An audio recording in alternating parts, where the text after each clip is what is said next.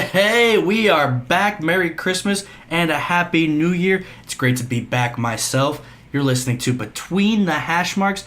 I'm with the one and the only James Koglek. James, did you miss me? I did. You know what's funny is that on our last podcast before, it was actually, you couldn't make it on last second, and I had something lined up that you were going to get a crack out of, and I was going to ask you how you were doing, and then I was going to say, oh wait, let me guess, you've never been better a day in your life. That's right. Never been better a day in my life. We have an exciting show today. We're going to break down some of the comments of the quarterbacks coming out of the draft. We have Aaron Rodgers and that whole debacle. We'll get into that. And our final week picks against the spread. And boy, is it super, super close. But remember to like us on Facebook, subscribe on YouTube. You can listen to us on iTunes, the iTunes podcast app, and soon to be on a major network streaming app. But first, it's time for my opening rant. Your number one source for sports. You know who I can't stand? Kevin Durant. He looks like Donald Trump and Hillary Clinton had a kid. Now, who can argue with that? I hate Boston. I'm the biggest Miami Heat hater you'll ever meet. I just don't understand where you're getting your bogus information from. What the hell are you even talking about? Well, I'm sorry you're too freaking sensitive to handle the truth. You think I'm crazy? I'm just getting warmed up. You're now Between the Hash Marks with James Koglek and Sean McCabe.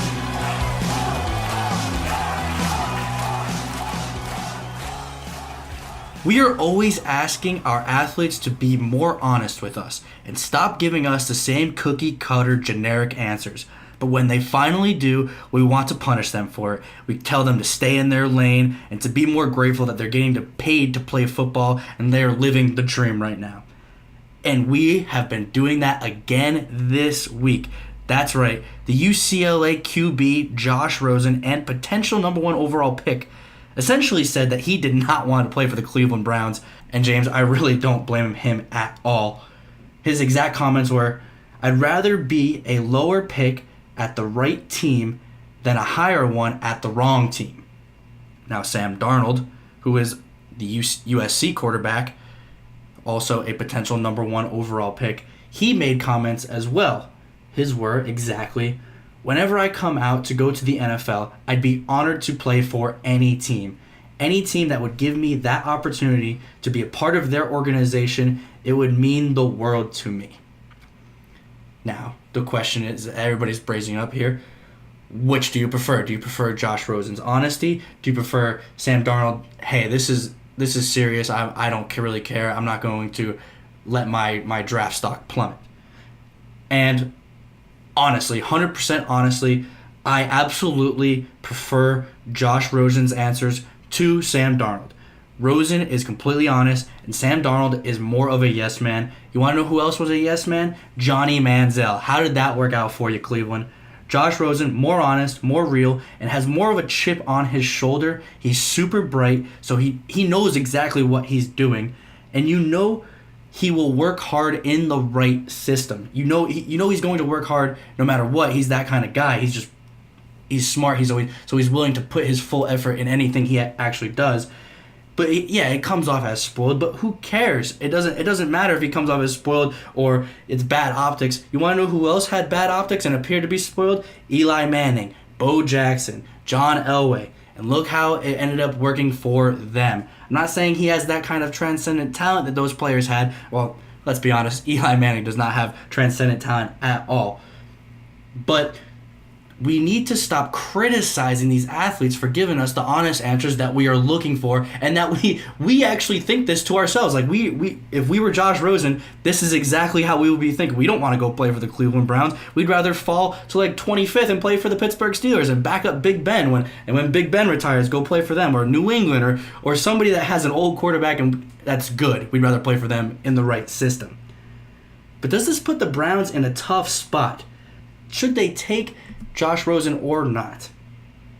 And to me, if Cleveland believes Josh Rosen is the best player in the draft, they absolutely have to take him. They've passed up on too many quarterbacks. We did a whole segment about a couple months ago how they've passed up on about 16 or 17 starting quarterbacks under the new regime that just got fired.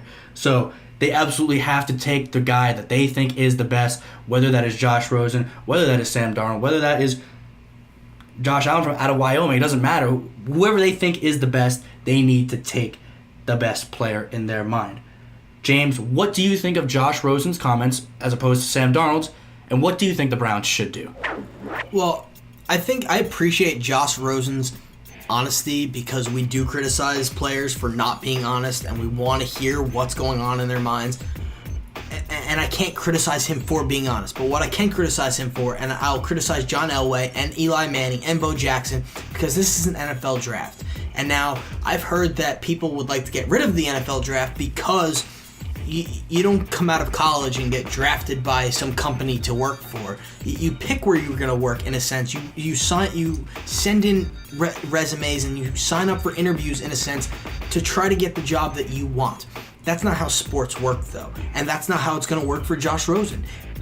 You are not a generational talent. If Andrew Luck said this 5 years ago, you know what? He probably would have been criticized, but it would have been more understandable. He is a generational talent. I want to play for this team. This is where I want to play, and it would have been more understanding. Josh Rosen has no business at all saying that he does not want to play for the Cleveland Browns. You should be thankful to play for any NFL team because there are only so many players. What is the number? 3% of players come out of college to play pro football? Yeah, something like that. Maybe even less than that. Be thankful that you're coming out of the college healthy enough to play in pro football for as long as you may play it. It bothers me that you can say that, oh, well, I don't want to play for this team, in a sense. That's just not how it works. But I do appreciate his honesty, and I can't criticize him for being honest. I just wish that I hope that he knows that he's not going to get to pick where he's going to play. If the Cleveland Browns pick him, that's where he's going to play. I don't think it's about picking where he wants to play. I think it's more about deterring Cleveland from picking him. Like, if he's picked second by the Giants or the Buccaneers or whoever has the second pick, I think he'd be happy to go play there. I mean, he wouldn't get picked by the Buccaneers, but the Giants, I think he'd be happy to go play for the Giants. Well, you say you wouldn't mind it if it was Andrew Luck that did it, but what's the difference between Andrew Luck and John Elway? Because John Elway did it, got huge criticism for it, but it ended up paying off. Not that I would have accepted it from Andrew Luck. I just think it would have been more acceptable than it is from Josh Rosen. I still think it's the wrong thing to do. To me, this is more like what Eli Manning did, because just comparing talent-wise, because Eli Manning won a couple of Super Bowls, but let's not get carried away that he's an amazing transcendent talent. No, his defense won him those Super Bowls. And I feel like Josh Rosen, he's not an amazing transcendent talent, but I think he's going to be a reliable starter for 7 or 8 years at a minimum. And something I did hear about Josh Rosen is that he is actually more focused on his afterlife career. Absolutely. That he went to UCLA not to play football, but to get a degree. Absolutely. To be successful after football, because who knows what the NFL has in store for you. The average career is 3.5 years long in the NFL, and that is not a lot. That is not many years. No. So I appreciate Josh Rosen's honesty, but something that he should think about is Hugh Jackson's a great coach. Deshaun Kaiser is not a good quarterback. That is why they have failed miserably this year. With a new great general manager who came from the Patriots, who came from the Chiefs, look at both those teams. They're pretty damn successful.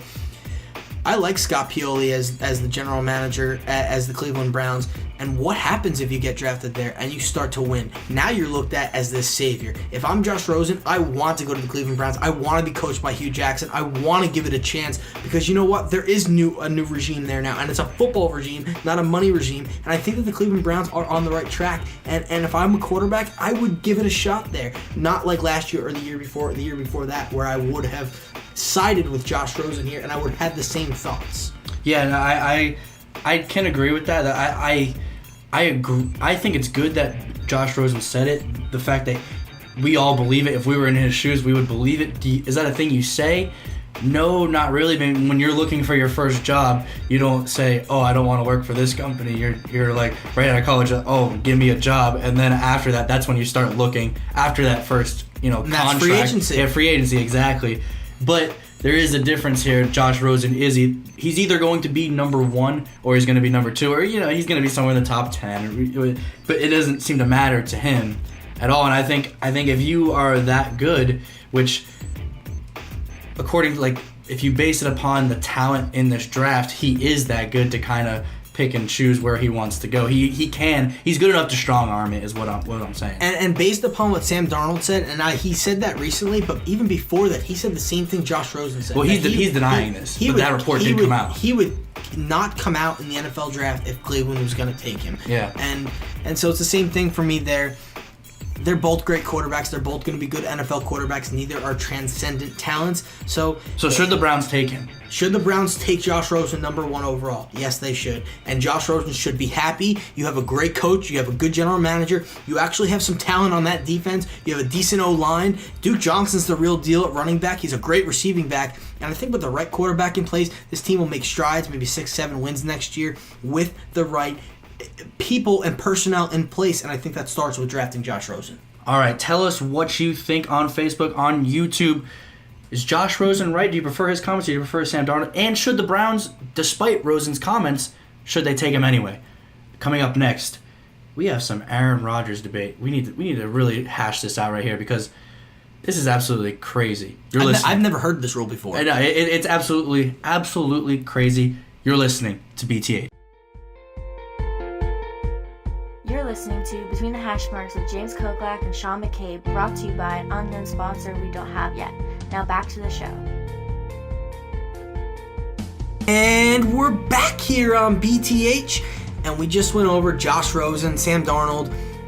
Do we appreciate the honesty? I know I do, but neither deserve to say it in a sense, but I do appreciate the honesty from both quarterbacks. I know you do too. But we have something that I never thought in a million years we'd be talking about. Now, recently, Aaron Rodgers came off IR. And he played the one game. He came out very late in the fourth quarter. He was sore. Because they lose that game, they're eliminated from the playoffs. The Packers put Aaron Rodgers back on IR. Now, here's where things get tricky. Multiple NFL teams have complained last week that the Packers have violated rules, regulations against players who are eligible to be placed on IR. Now, I had no idea this was a rule, but Green Bay should have to release quarterback Aaron Rodgers. Yes, you heard me correctly. The Packers should release Aaron Rodgers from their team, and the way to have him as their quarterback next year, they'd have to re-sign him. Now, the NFL rule stipulates that a player needs to have suffered a new injury that would sideline him for at least 6 weeks to be placed on IR. If that is not the case, the team is obligated to release that player once he is healthy. Now, Rodgers was activated off the injured reserve and played against the Carolina Panthers. Green Bay did not announce that they were going to place Aaron Rodgers back on injured reserve until the Tuesday after they had lost. They were eliminated from the playoffs. Now, it is believed that Aaron Rodgers did not suffer a new injury that would sideline him for 6 weeks, making him eligible to go back on IR. Now, because the Packers have put him back on IR inelogibly, as soon as he is healthy, the Packers are mandatory to release him. What do you think the NFL is going to do here? Is the NFL going to give them a pass? Should the NFL give them a pass? Should Rodgers be on the Packers next year? And the biggest question of all, if he is released, does Aaron Rodgers re-sign with the Packers? Well, if Aaron Rodgers is released, he's not re-signing with the Packers at all. But I agree with that. There's no way that he's so fed up with that front office. Yeah, absolutely. They don't. Honestly, all the players they get are through the draft. They don't sign any big-time free agents. Not that you need to sign big-time free agents. New England doesn't sign a lot of big-time free agents, but they get Tom Brady the things that he needs to do well. And if they don't sign the big free agents on offense, they give you the names on defense. And they also make pickups. Like, they just picked up James Harrison. Exactly. That's a huge pickup for the playoffs. Green Bay never does anything like that at all. But this is so interesting. We were trying to look up the rule. We couldn't even find the damn rule in the rule book. But this is a thing, and it's just funny because I could see the Packers. They're basically saying, okay, Aaron Rodgers was not 100% going into this game, and after they can make the case after this game, he is less than what he was, causing this to re-aggravate something, and now it's considered a new injury because it's re-aggravated, and then they place him on the IR, and they they like can get away with this sort of technicality of it. But I mean, it's clear that if they beat Carolina, he would have played against Minnesota. Oh, without question. Even if he was more banged up or if he was more hurt, unless he was, yeah, he's taking the field. If the medical staff says he's able to play and Aaron Rodgers is pushing to play and they need him to play to win the game, he's gonna be playing the game. It's so, oh man, like should he? Like, all right, here's how you answer this question. Would you be upset if, like, this is not me, but this is for everybody that's an NFL fan.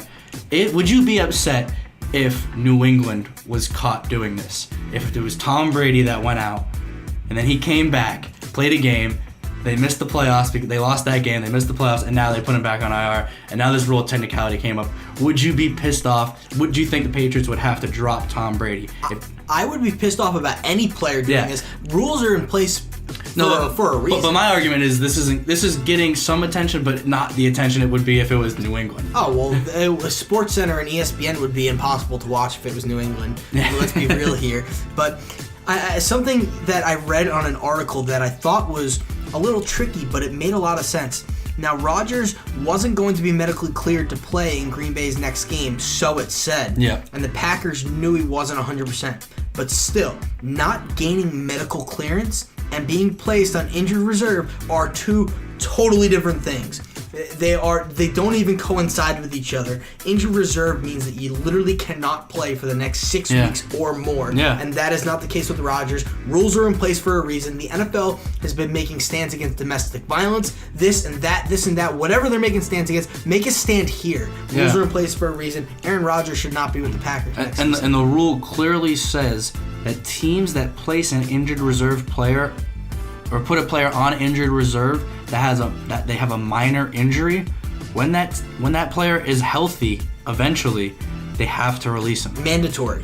And we're looking at this.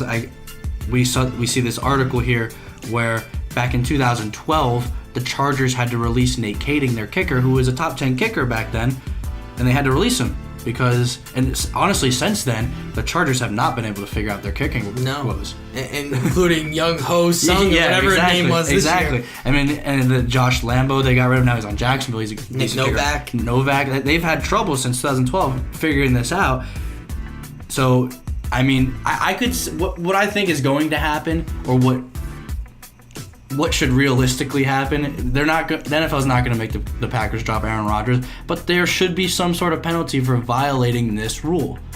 If they're not going to drop Aaron Rodgers, and if they're going to go down that route, then I think it should be towards the caliber of player that it is. So say it's an Aaron Rodgers versus a third string running back on the Jets. If it's a third string running back on the Jets, take a 6th round pick. If it's Aaron Rodgers, you should be losing at least the next 2 first year's round picks because he is an MVP type caliber player. And if you are breaking the rules and he's supposed to be dropped from your team and you are still eligible to have him, and the NFL is ignoring the rule, then it is right here. I don't think it should go by the quality of the caliber of the player, but there should be some. I mean, there should be some rule in place that, like, okay, the NFL says that you have to release the player, and like, so even if they were to do this, they would be acknowledging that, hey, you messed up on this rule. We're not going to enforce it, but you have to do this instead. I mean, the NFL has done that hundreds of times, or tens of hundreds of times over the course of just certain teams and their rule and the rules that they have. They don't enforce them correctly all the time. It's just, it's funny because could you really imagine Aaron Rodgers not being on the Packers? I could, just because I wanted to see it. And 2 things that I did read. One is that it is not believed that Rodgers suffered any type of new injury against the Panthers. So that is 100% against the rules for him to be back on IR. And 2, the thing that may save the Packers in this situation is the NFL may change the rule before they penalize the Packers, which would allow Aaron Rodgers to stay here. But something that we haven't mentioned, and I just thought of, what if Aaron Rodgers pushes the NFL? Reaches out to the NFL headquarters and says, hey, drop me. Make them release me. He should do that. I'm not a fan of playing for the Packers anymore, and they broke this rule. I want to play somewhere else, and this is my out. hold this rule up. And that is, I mean, it's a long offseason we have here. This actually may come to fruition, but I just think it's crazy. I never thought in a million years that I'd ever be reading an article or a story like this. Yeah, and it's funny that you brought this up, that they might change the rule before the new season kicks off, and everything will be okay. And this is kind of what the league did back, I forget, I think it was 2006, where the Dolphins and the Patriots played down in Miami, and the Dolphins actually did some Spygate stuff, and then it was that year that they was like, okay, no more of this, and then New England was the next team to do it in 2007 against the Jets, and then all that Spygate stuff ended up happening, but not many people know about this. But it's funny that if they change this rule a little bit just to, keep the balance of the NFL in play here, even, who knows? I mean, it's crazy. Here's a question that I'm going to put you on the spot here. Okay. If Aaron Rodgers is released, where do you think his preference is to play? Well, all right. So if you actually look at the teams that would really, that he would be a perfect fit for, Jacksonville.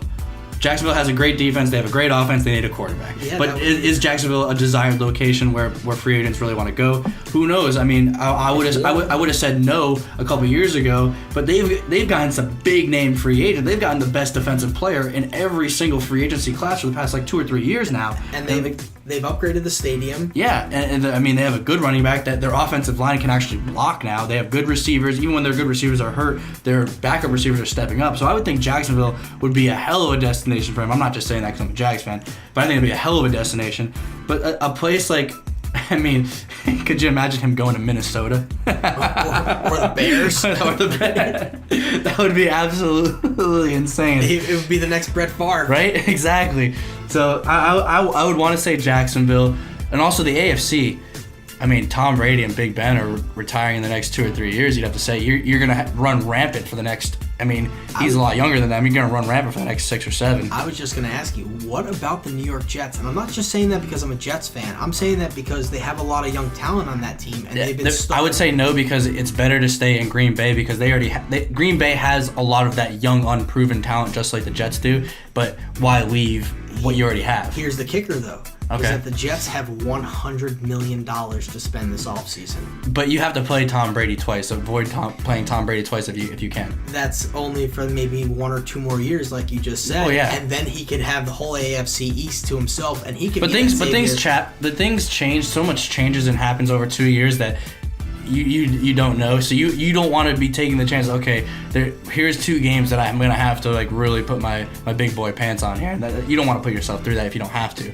See, the 3 teams that I would say that best suit him would be the Jags, the Jets, and don't laugh at me here, but the New York Giants.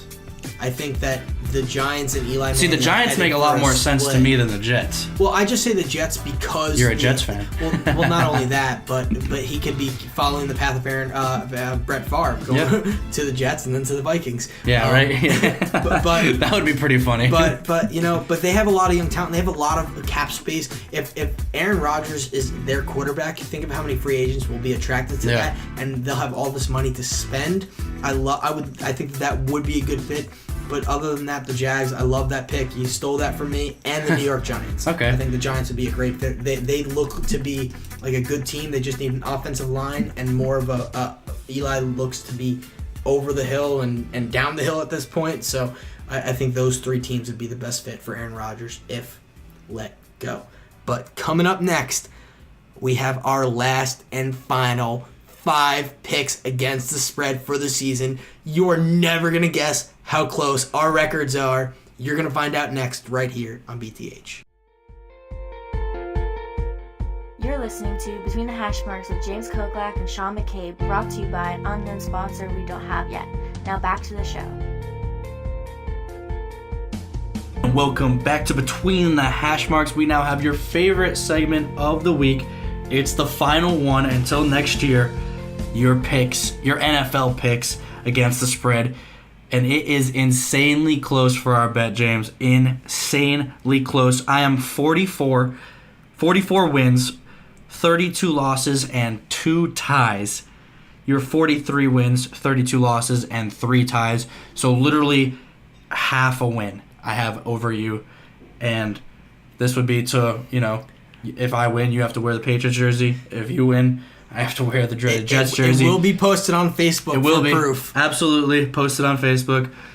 And if you want to go by percentages, we're doing very well. We dipped below 60. It's been a tough couple weeks, but we're both at 57%. I'm closer to 58%. You're closer to 57%. We're both at 57%. So very good. If you were following us the whole year, you would have made money the whole year. It's really 54% is what you need to be winning. It's like 58 to be a professional, but 57, I would say pretty damn good. This is my first year doing it. I know it's your first year doing it for the whole season. So very good. I'm very proud of both of us, as long as we don't go in the crapper here. But we have actually 2 games we disagree on this week. So it'll be very unlikely for us to tie.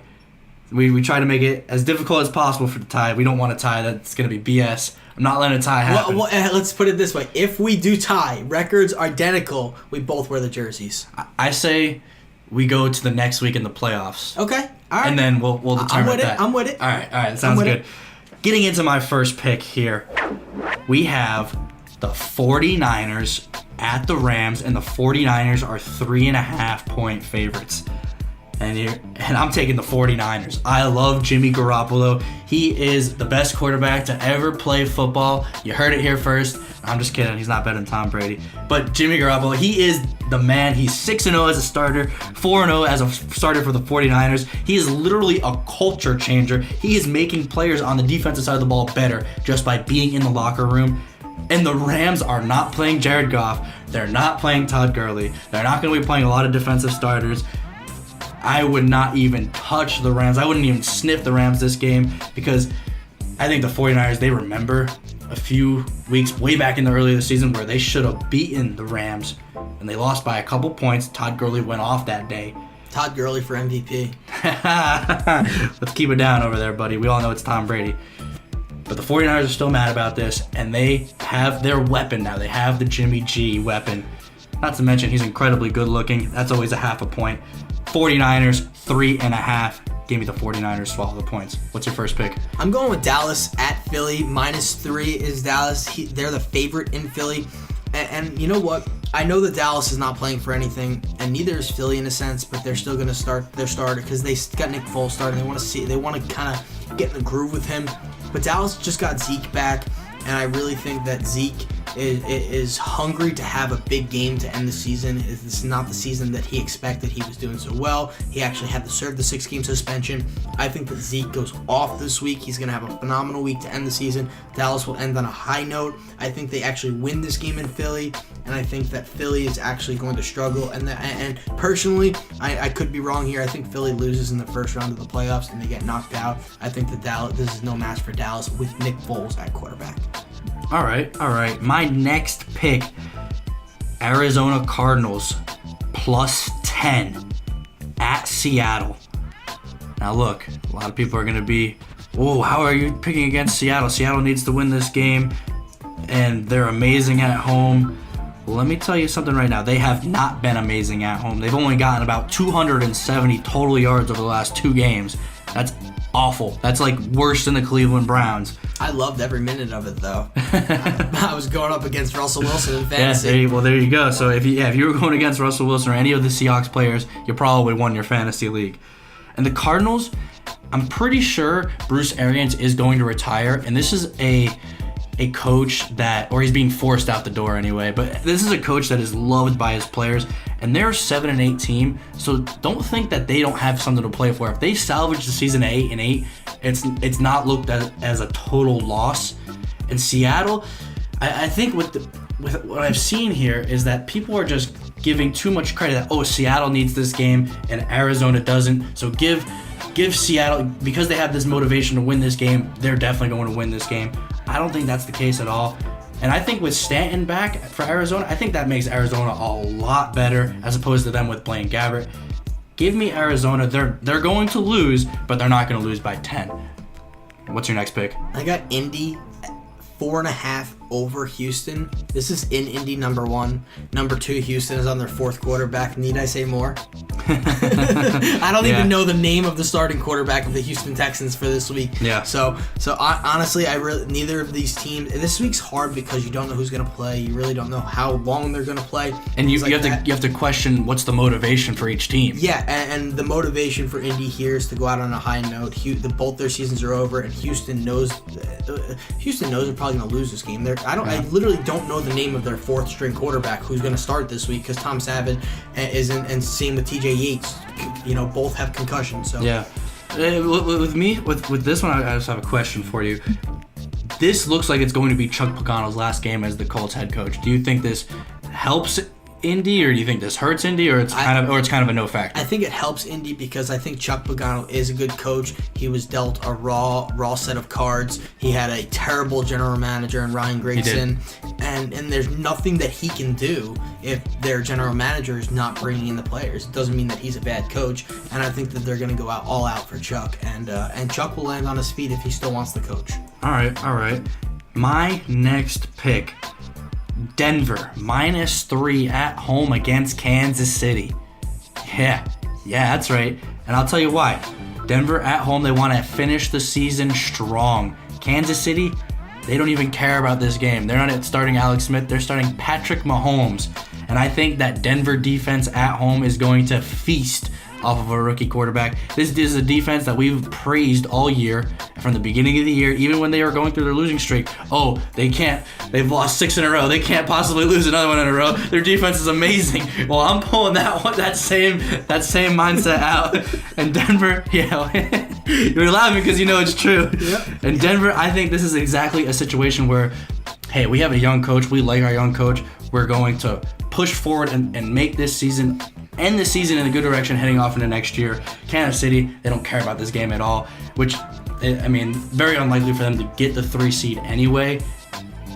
So, yeah, give me Denver -3 at home. What's your third pick, James? I'm going to roll with Pittsburgh. Fantasy season's over, so I no longer have to worry about Le'Veon Bell and Pittsburgh not doing well when I pick them. So, Pittsburgh -8. Over Cleveland. It's in Pittsburgh. Pittsburgh still has something to play for. Yes, we already know they're in the playoffs. They got a first round bye. Yeah, but they can have the home field advantage over the Patriots. If the Patriots lose this week and Pittsburgh wins this week, that could be huge. I think that they're going to play hard and try to win this game for that reason. They don't want to have to go to Foxborough. They would rather the Patriots come to Pittsburgh if it comes down to that. So, we all know Pittsburgh's going to win this game. Are they going to start their starters the whole game? I don't know, but I'm going to roll with Pittsburgh at -8 because I still think they still have something to play for. All right. In the regular season, that is. Okay. All right. Now we have both of our final games. We're going against each other in these games. First matchup, Oakland at Los Angeles Chargers. I think that might be the first time all year I called them the Los Angeles Chargers. Been referring to them as San Diego all year. And I got the Raiders. You know why I've been referring to them as the San Diego Chargers? Because they still are the San Diego Chargers. They're not the Los Angeles Chargers. This game is in Los Angeles, and there's going to be more Raiders fans there because the Raiders are in Los Angeles, and people in Los Angeles like the Raiders more than they like the Chargers. This is going to be a Raiders home game, +8.5. That is absolutely insane. The Raiders are going to win this game. I think they're going to win it outright, never mind the spread. But yeah, if you're giving me 8.5 points, I'm definitely taking it. James, tell me why you like the San Diego Chargers. Well, I'll tell you why I like the Los Angeles Chargers. Quick little fact here, though. If the Chargers win and they make the playoffs, I will have said the Chargers were going to be a bottom feaster in the AFC. Yep. You would have said, no, they're making the playoffs. Yep, I did say they were making the playoffs at the beginning of the year. And then at the beginning of the season, I also said the Saints were going to go 12-4, win the division, and you had them going, 2-14? Yeah, I don't think it was that bad, 4-12 maybe. Yeah, and not making the playoffs. And both of us would have been right about our own picks, which were really bold picks in a sense. Yeah. So props to us. Well, you see what I did here? I'm picking the Raiders here, so if the Chargers end up winning, I'm right either way. I like your mentality there. But the Chargers are going to win this game. Oakland's defense is if it's not 32nd in the league, it's 31st or 30th. They are terrible. And you know what? If it wasn't for Amari Cooper's 65-yard touchdown, that was a blip on the radar for the defense. Should never even happen. Oakland would have gotten smoked in their last game. They've just looked terrible all season. I'm not sure why. I really don't have an answer for it. Oakland's got a lot of talent, and Jack Del Rio's on his way out the door. There's a 50-50 chance he comes back. I think Oakland's got nothing to play for. They lost their best offensive line in Donald Penn.